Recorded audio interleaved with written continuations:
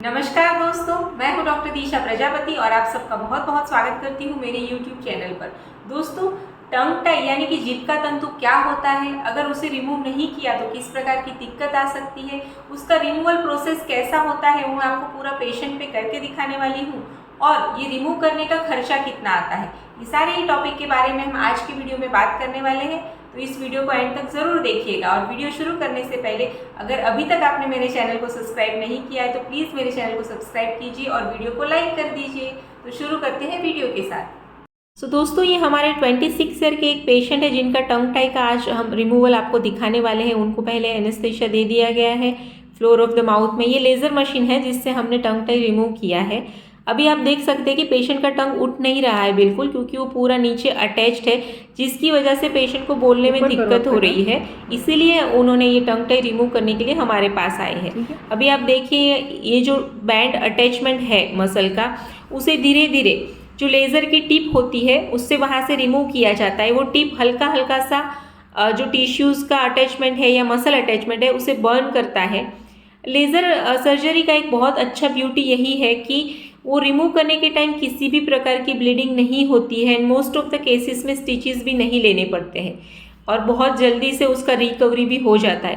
धीरे धीरे से ये सारा ही अटैचमेंट हम पूरा यहाँ पे रिमूव कर देंगे और आप यहाँ पे देखेंगे कि पेशेंट का टंग पहले कितना उठ रहा था और रिमूवल होने के बाद उनका जो टंग है वो पूरा उनका तलवे को टच हो रहा है और उनका टंग पूरा ही बाहर निकल रहा है। और पेशेंट को हमने स्पीच थेरेपी एडवाइस भी कर दी है। देखिए, पूरा ही टंग उनका बाहर आ रहा है। तो दोस्तों, टंग टाई क्या होता है? तो हमारा जो टंग होता है वो हमारे फ्लोर ऑफ द माउथ यानी कि नीचे के साइड पे एक मसल अटैचमेंट से जुड़ा हुआ होता है, कुछ इस प्रकार से। ये मसल अटैचमेंट सब में होता है, बट कुछ कुछ लोगों में ये मसल अटैचमेंट बहुत ज़्यादा होता है, जिसकी वजह से आपकी जो जीभ होती है वो ज़्यादा मूवमेंट नहीं कर पाती है, यानी कि ज़्यादा उसे बाहर नहीं निकाल सकते हैं, ज़्यादा आप उसको ऊपर नहीं उठा सकते, जिसकी वजह से सबसे ज़्यादा परेशानी बोलने में होती है।